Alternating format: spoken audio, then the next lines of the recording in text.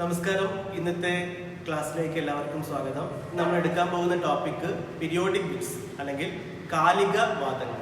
10ാം ക്ലാസ്സിന്റെ ജോഗ്രഫിയിലെ second chapter ആയിട്ടുള്ള in search of the source of wind അല്ലെങ്കിൽ കാറ്റിന്റെ ഉറവിടം തേടി എന്ന പാഠഭാഗത്തിൽ വരുന്ന ഒരു ടോപ്പിക്കാണ് പീരിയോഡിക് വിൻഡ്സ് അല്ലെങ്കിൽ കാലികവാദങ്ങൾ.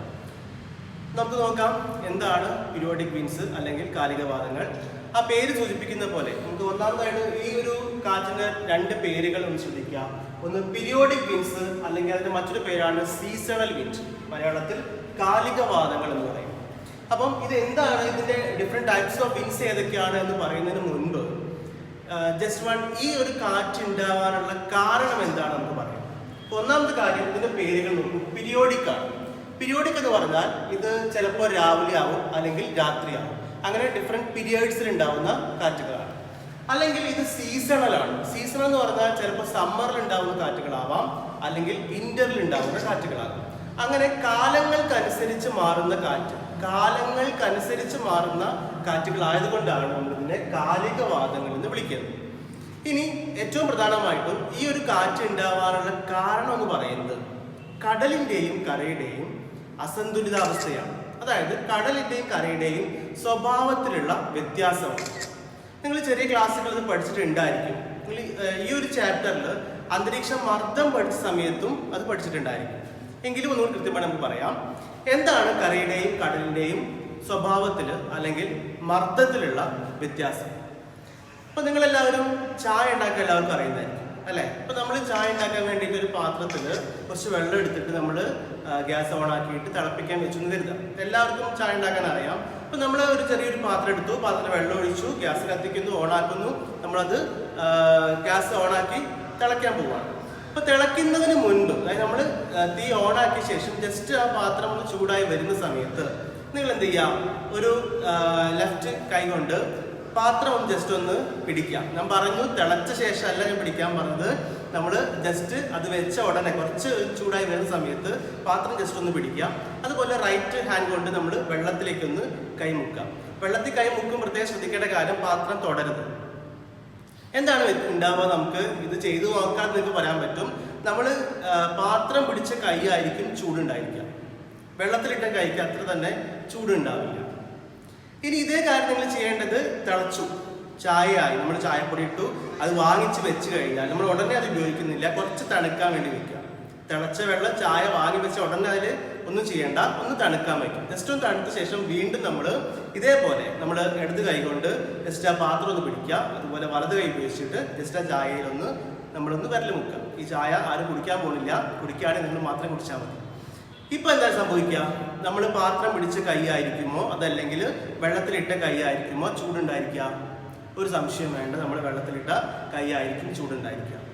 അപ്പൊ ഇതേ ഒരു പ്രക്രിയ ആണ് കടലിലും കരയ്ക്കും സംഭവിക്കുന്നത്. അതായത് ഇവിടെ നമ്മൾ ആദ്യം ചൂടാക്കിയ സമയത്ത് പെട്ടെന്ന് ചൂടായത് പാത്രമായിരുന്നു അല്ലെ. നമ്മൾ തണുക്കാൻ വേണ്ടി മാറ്റി വെച്ചപ്പോൾ പെട്ടെന്ന് തണുത്തതും പാത്രമാണ്.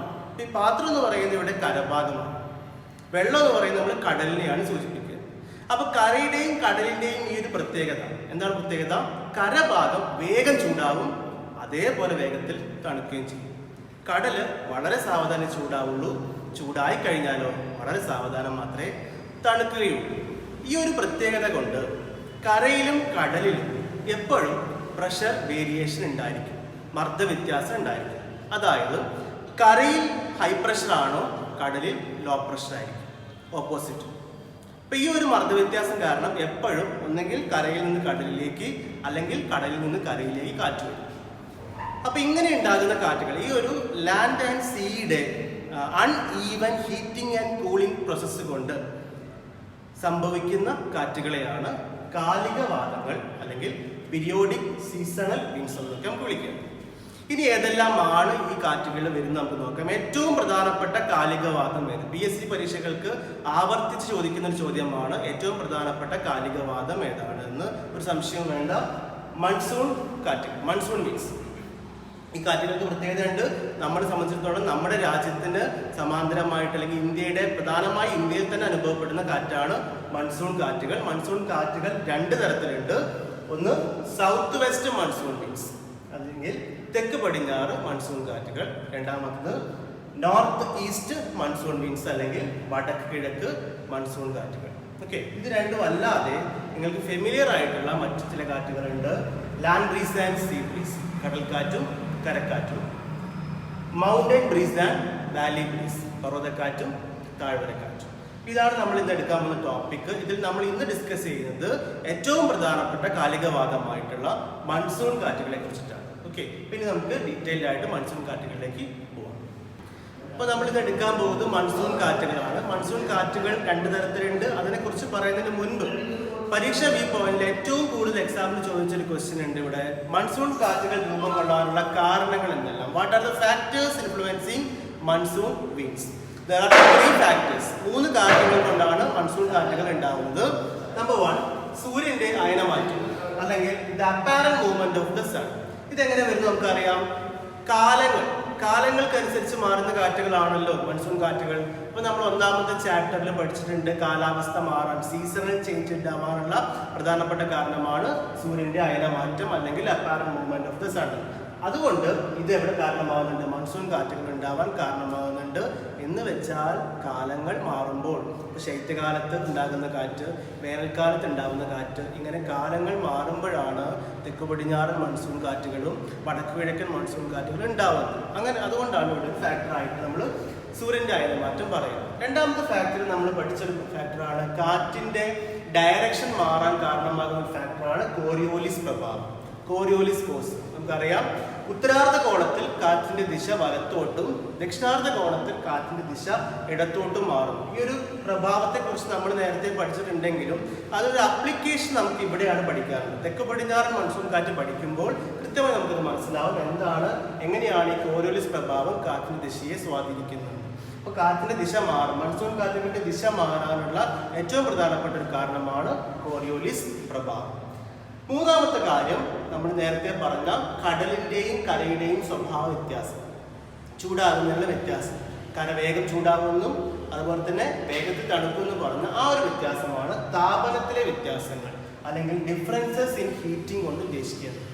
അതായത് കരഭാഗം വേഗം ചൂടാവും, വേഗം തണുക്കും. കടൽ സാവധാനം ചൂടാവുള്ളൂ, ചൂടായി കഴിഞ്ഞാൽ വളരെ സാവധാനത്തിൽ തണുക്കുകയും ഉള്ളൂ. ഈ ഒരു വ്യത്യാസം എന്തിന് കാരണമാകുന്നുണ്ട്?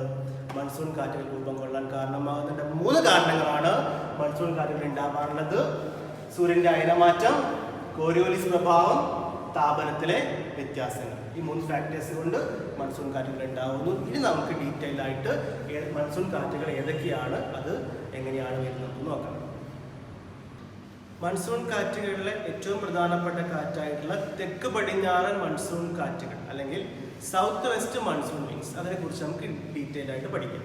നമ്മൾ ഓർത്ത് വെക്കേണ്ട ഒരേ ഒരു കാര്യം, സീസണൽ വിൻഡാണിത്. ഇത് ഏത് സീസണാണ് ഉണ്ടാവുന്നത്? സൗത്ത് വെസ്റ്റ് മൺസൂൺ വിൻഡ് ഉണ്ടാവുന്നത് വേനൽക്കാലം അല്ലെങ്കിൽ സമ്മർ സീസണിലാണ്. അപ്പോൾ നമ്മൾ നേരത്തെ പറഞ്ഞ കടലിന്റെയും കാറ്റിന്റെയും പ്രത്യേകത ഓർത്ത് വെക്കുക. എന്നിട്ടൊന്ന് പറയാം, വേനൽക്കാലത്ത് കരയാണോ കടലാണോ ആദ്യം ചൂടാവുക? വേനൽക്കാലം ചൂടാണ്, ഏറ്റവും വേഗത്തിൽ ചൂടാവുന്നത് കരഭാഗമായിരിക്കും. ആ ഒരു പ്രത്യേകതയാണ് നമുക്കിവിടെ പഠിക്കാനുള്ളത്. ഇവിടേക്ക് വരും. ഇവിടെ ഒരു വേൾഡ് മാപ്പിൻ്റെ ജസ്റ്റ് ഒരു ചിത്രം വരച്ചിട്ടുണ്ട്. നമുക്ക് ആവശ്യമുള്ള ഭാഗം മാത്രമേ ഇതിൽ വരച്ചിട്ടുള്ളൂ. നമുക്ക് ആവശ്യമുള്ളത് ഇന്ത്യ ആയതുകൊണ്ടാണ് ഇന്ത്യ വരച്ചിട്ടുള്ളത്.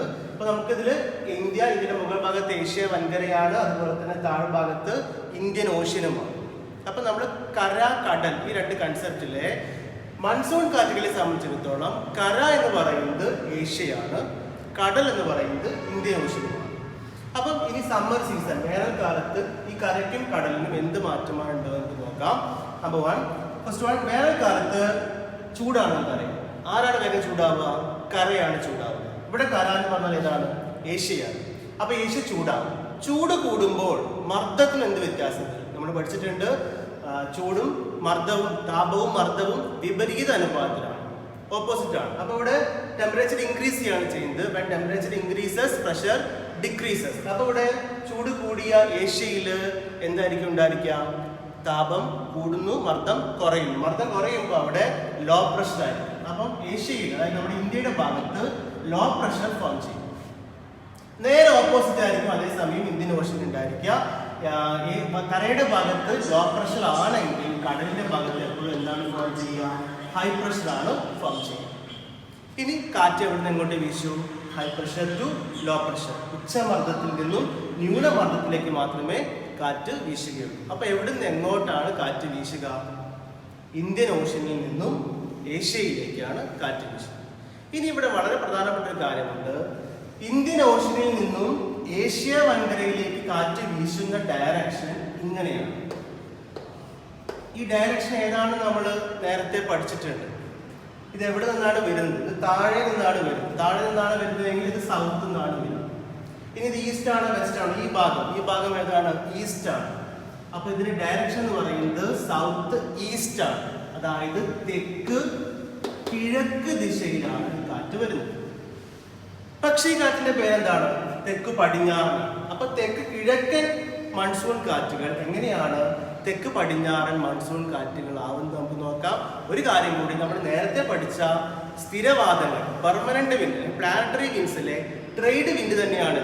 ഈ ഒരു ഭാഗം എന്ന് പറയുന്നത് ഇക്വേറ്ററിനോട്, ഭൂമധ്യരേഖയോട് അടുത്ത് കിടക്കുന്ന ഭാഗമാണ്. ഇവിടെ വീശുന്ന കാറ്റുകൾ എന്ന് പറയുന്നത് ട്രേഡ് വിൻഡ് തന്നെയാണ്. അപ്പൊ ട്രേഡ് വിൻഡ് തന്നെയാണ് മൺസൂൺ കാറ്റായിട്ട് മാറുന്നത്. അതിന്റെ ഡയറക്ഷനിൽ എന്ത് മാറ്റം വരും നമുക്ക് നോക്കാം. അപ്പൊ തെക്ക് കിഴക്കൻ മൺസൂൺ കാറ്റുകളാണ്, തെക്ക് കിഴക്കൻ കാറ്റുകളാണ്. ഈ തെക്ക് കിഴക്കൻ കാറ്റുകൾ നമ്മുടെ ഇന്ത്യയിലേക്ക് വരണമെങ്കിൽ ഇന്ത്യൻ ഓഷ്യൻ എന്ന് പറയുന്നത് ദക്ഷിണാർദ്ധഗോളത്തിലും ഉത്തരാർദ്ധഗോളത്തിലുമായിട്ടാണ് കിടക്കുന്നത്. അപ്പൊ ദക്ഷിണാർദ്ധഗോളത്തിലാണ് ഈ കാറ്റ് ഫോം ചെയ്യുന്നത്. ദക്ഷിണാർദ്ധഗോളത്തിൽ സദേൺ ഹെമിസ്ഫിയറിൽ നിന്നും ഈ കാറ്റ് സൗത്ത് ഈസ്റ്റ് ഡയറക്ഷനിൽ വരുന്നു. ഇക്വേറ്റർ ക്രോസ് ചെയ്യുമ്പോൾ അതിന് ഡയറക്ഷൻ ചേഞ്ച് ചെയ്യും. അതിന് കാരണം നമ്മൾ പഠിച്ചിട്ടുണ്ട്. ഇക്വേറ്റർ ക്രോസ് ചെയ്യുമ്പോൾ ഡയറക്ഷൻ ചേഞ്ച് ചെയ്യുന്നുണ്ടെങ്കിൽ അതിന് കാരണം കോറിയോലിസ് ഫോഴ്സ് ആണ്. കോറിയോലിസ് ഫോഴ്സ് നോർത്തേൺ ഹെമിസ്ഫിയറിൽ ഉത്തരാർദ്ധഗോളത്തിൽ വലതുവശത്തേക്ക് കാറ്റുകളെ തിരിച്ചുകൊണ്ട് നമ്മൾ പഠിച്ചിട്ടുണ്ട്. അപ്പം അങ്ങനെയാണ് south east wind equator cross ചെയ്യുമ്പോൾ അതിൻ്റെ ഡയറക്ഷൻ ചേഞ്ച് ചെയ്ത് റൈറ്റിലേക്ക് മാറിയിട്ട് അതെന്താവുന്നു, ഇപ്പോഴും താഴെ തന്നെയാണ് മുകളിലേക്ക് വരുന്നത്. അപ്പോൾ സൗത്ത് തന്നെയാണ്, പക്ഷെ ഈസ്റ്റ് എന്നുള്ളത് എങ്ങോട്ട് മാറി? വെസ്റ്റ് ആയിട്ട് മാറി. അങ്ങനെ അത് സൗത്ത് വെസ്റ്റ് മൺസൂൺ അല്ലെങ്കിൽ തെക്ക് പടിഞ്ഞാറൻ മൺസൂൺ കാറ്റായിട്ട് മാറും. അപ്പൊ ഇത്തരത്തിൽ ഇന്ത്യയിലേക്ക് വരുന്ന അല്ലെങ്കിൽ ഏഷ്യയുടെ സൗത്ത് ഏഷ്യ, ഇത് തെക്ക് ഭാഗത്തേക്ക്, ഏഷ്യയുടെ തെക്ക് ഭാഗം എന്ന് പറഞ്ഞാൽ ഇന്ത്യയാണ്. ഇന്ത്യയിലേക്ക് വരുന്ന ഈ കാറ്റുകളെയാണ് നമ്മൾ തെക്ക് പടിഞ്ഞാറൻ മൺസൂൺ വിൻഡ് എന്ന് പറയുന്നത്. ഒന്ന് നമുക്ക് സമ്മറൈസ് ചെയ്യാം വളരെ സിമ്പിൾ ആയിട്ട്. വേനൽക്കാലത്ത് കരഭാഗം, ലാൻഡ് ഏരിയ പെട്ടെന്ന് ഹീറ്റ് ആവുമ്പോൾ അവിടെ ലോ പ്രഷർ ഫോം ചെയ്യും. അതേ സമയത്ത് തൊട്ടടുത്തുള്ള ഇന്ത്യൻ ഓഷ്യനിൽ ഹൈ പ്രഷർ ആയിരിക്കും ഫോം ചെയ്യുക. ഹൈ പ്രഷറിൽ നിന്ന് ലോ പ്രഷറിലേക്ക് കാറ്റ് വരും. അങ്ങനെ ഇന്ത്യൻ ഓഷ്യനിൽ നിന്നും ഏഷ്യ വൻകരയിൽ കാറ്റ് വരും. ഈ കാറ്റ് സ്റ്റാർട്ട് ചെയ്യുന്നത് ദക്ഷിണാർദ്ധഗോളത്തിൽ, സദേൺ ഹെമിസ്ഫിയറിലാണ്. ഇവിടെ നിന്ന് വരുന്ന കാറ്റ് സൗത്ത് ഈസ്റ്റ് ഡയറക്ഷൻ, തെക്കിഴക്ക് ദിശയിൽ വരും.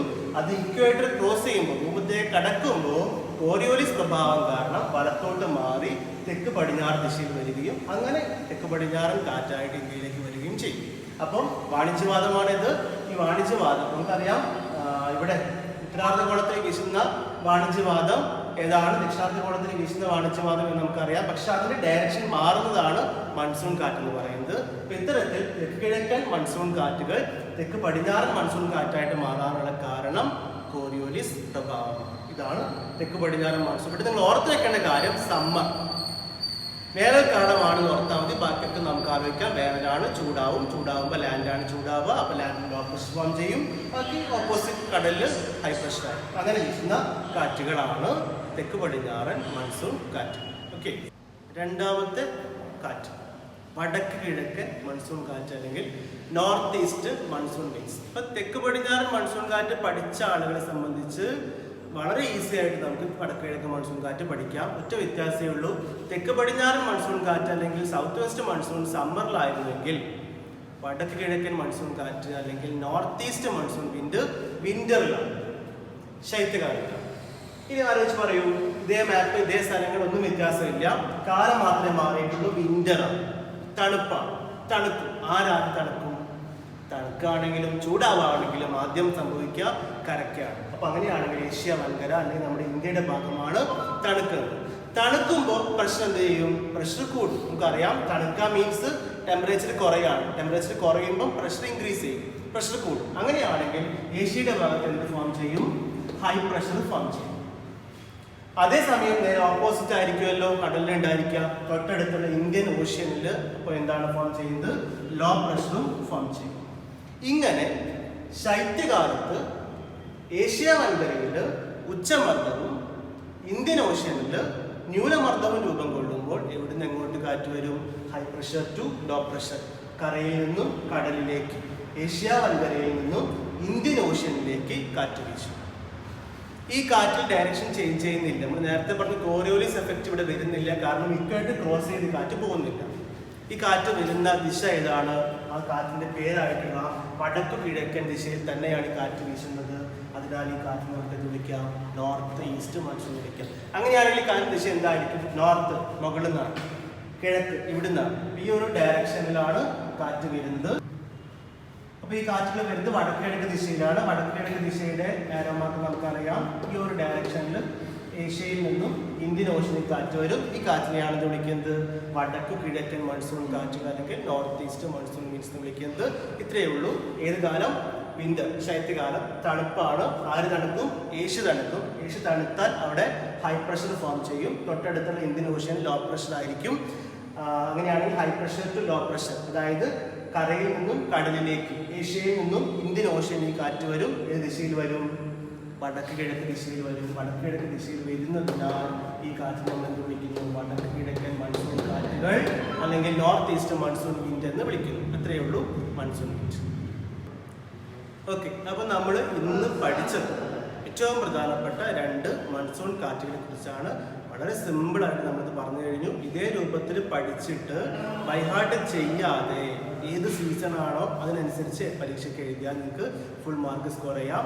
അതായത് സമ്മർ സീസണിൽ സൗത്ത് വെസ്റ്റ് മൺസൂണും അതുപോലെ വിൻ്റർ സീസണിൽ നോർത്ത് ഈസ്റ്റ് മൺസൂണുമാണ് എന്ന കാര്യം ഓർക്കുക. ബാക്കി നിങ്ങൾക്ക് മനസ്സിലെടുക്കാവുന്നേ ഉള്ളൂ. വേനൽക്കാലത്ത് എവിടെയായിരിക്കും ചൂട്, അതുപോലെ ശൈത്യകാലത്ത് എവിടെയായിരിക്കും തണുപ്പ് എന്ന് ആലോചിച്ച് അതിനനുസരിച്ച് കരയിലും കടലിലും വരുന്ന മാറ്റങ്ങൾ എഴുതി നിങ്ങൾ പരീക്ഷയ്ക്ക് പ്രസൻറ്റ് ചെയ്താൽ അവിടെ ഒറ്റ കാര്യം ശ്രദ്ധിക്കാനുള്ളൂ. തെക്ക് പടിഞ്ഞാറൻ മൺസൂൺ കാറ്റുകൾ തെക്ക് കിഴക്ക് ദിശയിലാണ് വീശുന്നത്. അത് ഭൂമധ്യരേഖ കടക്കുമ്പോൾ ഇക്വേറ്റർ ക്രോസ് ചെയ്യുമ്പോൾ അനുഭവപ്പെടുന്ന കോറിയോലിസ് പ്രഭാവം കാരണമാണ് ഡയറക്ഷൻ ചേഞ്ച് ചെയ്യുന്നത്. അപ്പോൾ ഇത്രയേ ഉള്ളൂ. വളരെ വൃത്തിയായിട്ട് നമുക്ക് പഠിച്ചെടുക്കാവുന്നതും പരീക്ഷയ്ക്ക് ചോദിക്കുന്ന ഒരു ടോപ്പിക്കുമാണ്. നന്നായിട്ട് പഠിച്ചെഴുതിയാൽ നമുക്ക് ഫുൾ മാർക്ക് സ്കോർ ചെയ്യാം. Okay, thanks.